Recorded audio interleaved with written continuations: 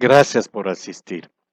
La caída en ventas generales por efecto de la pandemia está afectando también a la demanda turística, que ve mermados sus ingresos por reducción y en algunos casos paralización de actividades.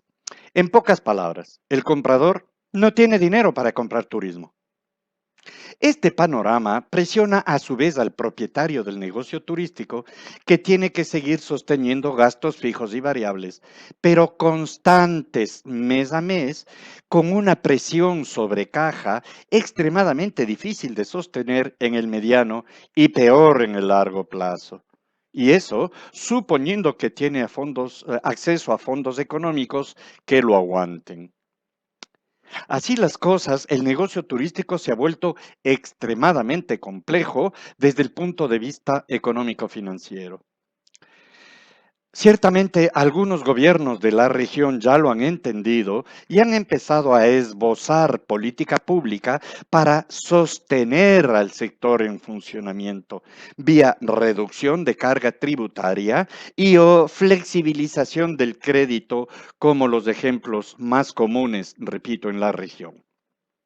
Pero mismo así, y desde el punto de vista estrictamente empresarial, hay que cuadrar los números para el corto plazo, que es el que define, al fin y al cabo, la subsistencia. Esta presión afecta a todos los stakeholders, decimos empleados, proveedores, accionistas, quienes a su vez dependen de la efectividad de la empresa para seguir adelante en sus actividades individuales. En este escenario se ha vuelto una pregunta repetitiva. ¿Me recomienda subir los precios? Complejo. En cuanto a respuesta. Analicémoslo. Bienvenidos al riesgoso mundo de los precios en pandemia. El tema es bastante difícil de responder de un solo plumazo. Máxime si se trata de un sector con unas características derivadas de su propia estructura, compleja, súper relacionada, competitiva y sensible. Lo he dicho antes y me ratifico, no hay dos empresas, negocios, productos iguales y peor aún, dos gerentes propietarios iguales.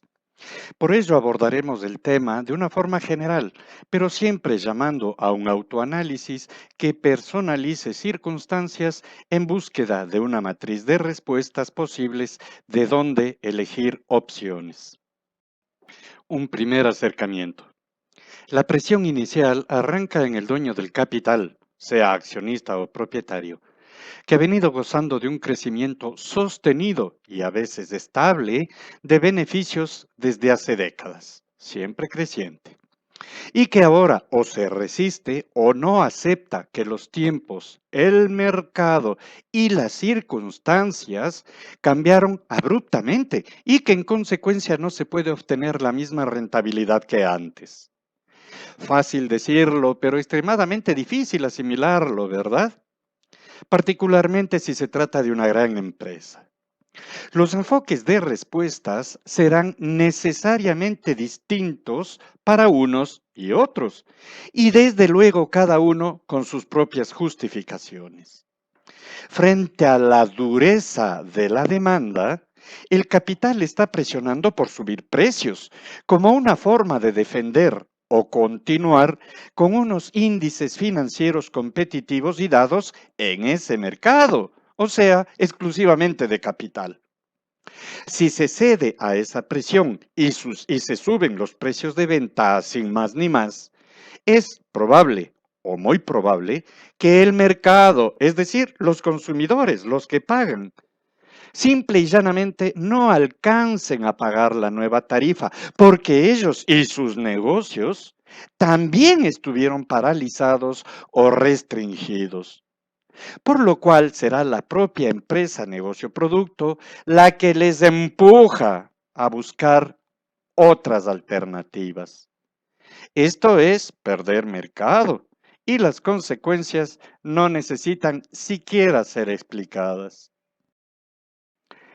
Por el contrario, si se mantienen los precios buscando básicamente mantener mercado, Habrá que tener la certeza que con mucha probabilidad habrá que sostener gastos por un tiempo y hasta que la situación mejore, con el simple objetivo que la empresa no cierre y el negocio no quiebre.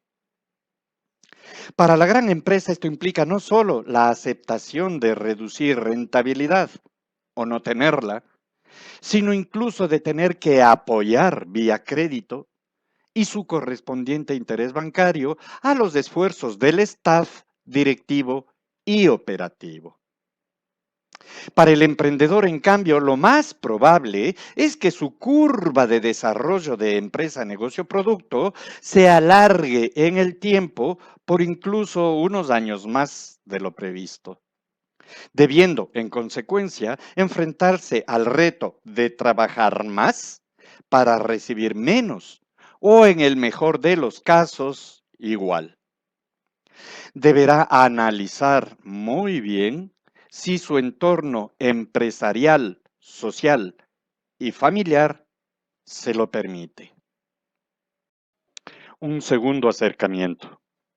Tanto para la gran empresa como para el emprendedor, la técnica empresarial nos dice que al cierre fiscal de cada año tendremos una evaluación tipo radiografía de la gestión operativa del negocio. Frase clave. Básicamente reflejado en tres opciones con sus imprescindibles tonalidades y proyectándolas en el tiempo. Primero, que los ingresos sean mayores que los egresos, lo cual significa futuro. Segundo, que los ingresos sean iguales a los egresos, que es igual a supervivencia. Y tercero, que los ingresos sean menores a los egresos, en cuyo caso el panorama es de quiebra. Ahora bien, si hablamos de gestión operativa, estamos hablando básicamente de los resultados numéricos que genera su principal recurso, que son sus empleados y trabajadores, en su conjunto, quienes son el soporte del servicio y calidad del producto turístico, como reflejo de su capacitación, entrenamiento y experiencia. Factores estos de imposible cuantificación monetaria. Aquí radica su importancia en el análisis. Frente a situaciones de inestabilidad, deberán decidir y optar por una de estas alternativas. En un caso agudo de baja de poder de mercado, como el que supone una crisis global agravada por una crisis sanitaria también de corte global, que inevitablemente afecta los ingresos de caja de la empresa con su carga de problemas de flujo de pagos, de uno de los rubros típicamente más altos del negocio turístico, que es precisa y exactamente el pago de nómina directa e indirecta. En este escenario, la empresa se enfrentará con una matriz de decisiones personales e individuales de cada uno de los empleados y servidores, cuyo resultado complicará o aliviará la presión sobre esa gestión. Existirán básicamente estos tres niveles de resultado que sin duda obligarán a la estructura empresarial a decidir cómo y con quiénes, en definitiva, cuenta la empresa para continuar operando, si así lo decide el capital.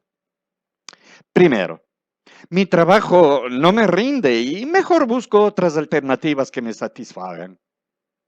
Segundo escenario posible, estoy consciente de la problemática y haré mi mejor esfuerzo por ayudar a capear la tormenta. Y tercera posibilidad, me quedo para por lo menos cobrar un sueldo y esperar una indemnización, cualquiera que sea y si es que la hay, en caso de cierre. Hoy, más que nunca, y como una herramienta fundamental para armonizar relaciones empresariales puertas adentro, se evidencia la necesidad de involucrar en la gestión interna de la empresa negocio producto turístico las técnicas y habilidades gerenciales, brevemente analizadas en el video número 116, Gestión versus Liderazgo, que fuertemente recomiendo revisar. Un tercer acercamiento. Dependiendo las respuestas y conclusiones de los dos puntos anteriores, finalmente habrá que revisar y estudiar la nueva estructura de costos que nos brindará valiosa información sobre posibles desplazamientos del punto de equilibrio que vale la pena recordar. Se define como punto de equilibrio a aquel en el cual el negocio cubre sus gastos fijos y variables con los ingresos directos e indirectos. En otras palabras, cuando ni pierde ni gana, o lo que es lo mismo, cuando los ingresos alcanzan a cubrir los egresos. Visualizando la teoría, supongamos la siguiente estructura prevista de costos, egresos, y ventas, ingresos, que es, con mucho, la parte crítica, ya que previamente habrá que hacer un serio y profundo análisis del comportamiento esperado del mercado para evitar errores y engaños en la parte de los ingresos. Si lo completamos en una hoja de Excel con el origen de la data, en este caso de los ingresos, e introducimos las fórmulas aritméticas básicas para determinar la diferencia entre ventas y costos, podremos tener la utilidad o pérdida de esa nueva estructura. Aplicando la función automática de gráfico, ya tenemos la información completa tanto numérica como visual. Este simple cuadrito nos brinda muchísimas opciones de análisis, manejo y sobre todo gestión de decisiones. Por ejemplo, nos dice que para cubrir los $6,000 del total de costos y gastos, necesitamos vender en una unidad de tiempo determinada 100 unidades de producto a un PVP de $60. Lo no vendido dará pérdida en rojo y lo cubierto sobre esa base dará beneficio en negro. Ni termino de hablar y usted ya está pensando en el concepto presupuesto, ¿verdad? Razón no le falta. Mire usted cómo va avanzando. Ahora bien, forzosamente hay que hacer algunas precisiones que son muy importantes y muy fáciles de incorporar en esta elemental tablita de Excel. Veamos. El PVP, el precio de venta, debe ser neto, es decir, descontando las comisiones cedidas por intermediación comercial, por ejemplo. Un mayorista tendrá un margen de comisión, un retailer tendrá un margen de comisión, en fin. La idea es el precio de venta al público, el que ve el público en la tablilla del hotel, menos la comisión que se dio a un intermediario, eso es igual al precio neto. Luego, las unidades vendidas deben entenderse como objetivo a cumplir y ajustarse al escenario actual y su comportamiento, ajustando a la vez a las acciones comerciales de promoción y publicidad diseñadas de tal manera de reflejar su impacto real. Por el lado de las ventas, deberán totalizar aquellas realizadas directamente, así como aquellas realizadas mediante intermediarios comerciales y reflejados ya en ese PVP neto. Y por último, los costos. Deberán incluir a los costos fijos y los variables, es decir, a la totalidad de costos y gastos, ya que de su cobertura depende la continuidad en la provisión de insumos, sean bienes o servicios, que su empresa, negocio o producto necesita para poder funcionar fluidamente. Con lo cual, por diferencia, tenemos el beneficio o pérdida proyectado. Y evidentemente, el tan famoso punto de equilibrio que para usted va a ser una herramienta espectacular de gestión y mercado.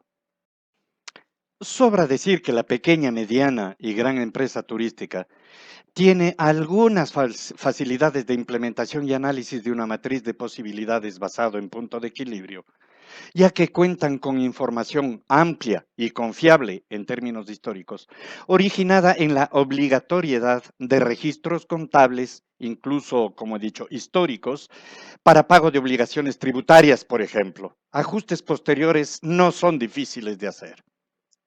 Pero eso no necesariamente es el caso de los emprendedores y negocios personales, en los cuales la ausencia de registros administrativos suele ser la regla común, particularmente a nivel de informalidad. Pero ni siquiera esto puede ser pretexto para no intentar y rebuscar fuentes de información que permitan tomar decisiones analíticas en lugar de seguir impulsos emocionales. Gracias por su atención. Soy Álvaro Moreno, ingeniero de empresas por profesión, agente de turismo por oficio y campesino por corazón. Hasta la próxima.